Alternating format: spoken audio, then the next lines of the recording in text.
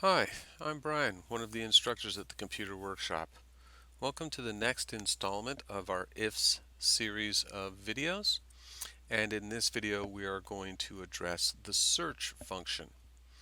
Now, the search function will simply return a numeric value when we find or when it finds a specific letter or sequence of letters inside of a cell containing larger text. Now, to get a better understanding of this, let's look at a little breakdown of the search function. And you can see here is an example of that syntax. So search is going to require several pieces of information. The first will be the find text. So what am I looking for? The next piece will be the where am I looking for that? And you also have an optional piece of information here for the start number. I could say that I have a 20 letter wide column of data, but I don't want to start searching until I'm in the 15th position from the left. Now, this is not a required piece of information, so we are going to go ahead and not use it in this case because I want to search the entire cell. Now, to show you an example of this, I'm going to look at this formula here, and you can see it's a search and it is looking for -A. This is what I'm searching for. Remember, since we are looking for text or language, we must hold that search within the quotation marks. Next is going to be where am I searching for this text? So in this case, it is saying that this -A is found in the 5th position. You can see that the other bottom three here do not have a -A in their names or in their text, so we are getting an error warning.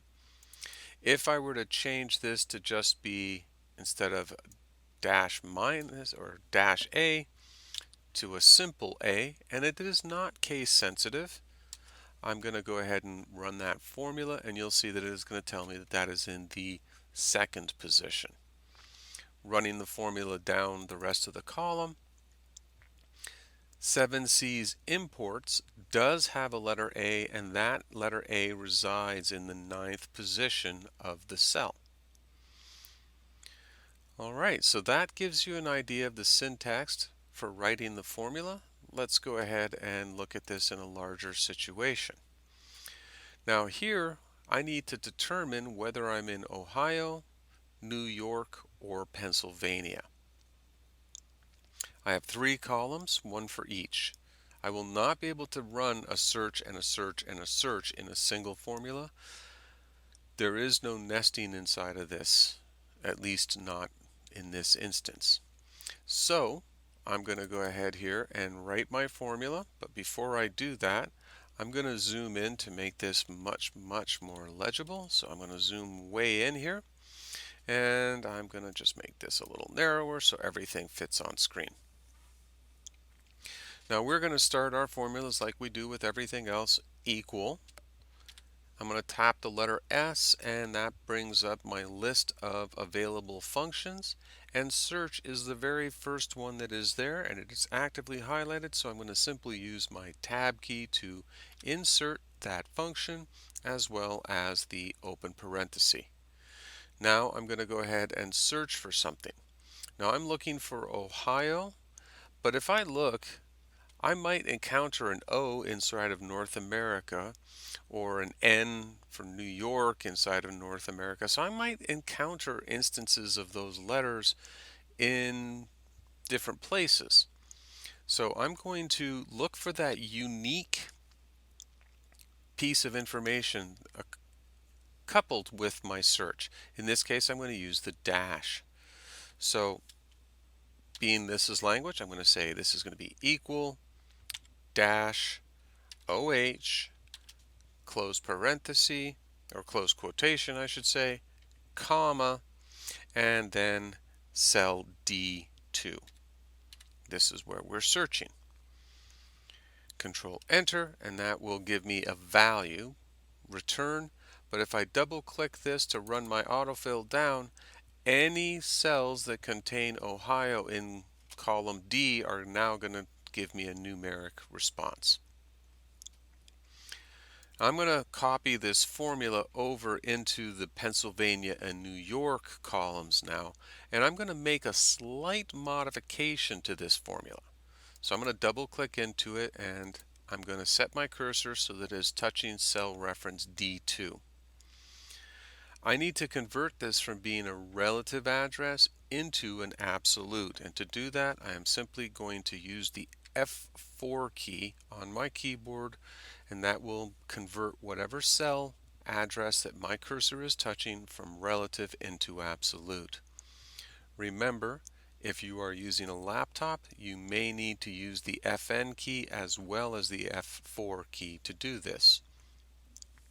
At this point, I'm done making that edit, so I'm going to simply do my little Control Enter shortcut, and I'm going to drag this across to the other two columns. Now the Pennsylvania column I'm going to double click into here, and I'm going to change my search parameters from OH to PA. Now I do not always want to refer to cell D2 for the rest of this column, so I'm going to click into that cell reference. I'm going to use my F4 key a couple of times until I remove all those dollar signs, and I have finished making the edits on that formula. So now I can go ahead and Control Enter. Now since this is not wide enough to show me all my data right now, I'm going to make column F a little bit more narrow, and in turn make column I a little wider, and then I can use the autofill to bring that down, and then continue to make those edits again here for the New York cell. So we'll change OH again to NY, and we'll use the F4 key to convert our relative address into the absolute. Control Enter, and then a quick double click of the autofill. So now I am able to see each column, or each row I should say, when it has New York or Pennsylvania or Ohio.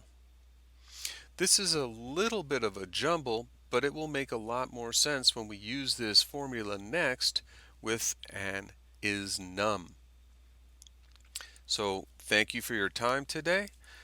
Please tune in next time, and we'll continue to build on the isNum with the nested sorry, a little tongue-tied there. We're going to tie in the search inside of the isNum to determine if this is true or false. Does it contain this specific state's value? So until next time, take care, and remember, if you liked what you've seen so far, please go ahead and subscribe. So take care for now.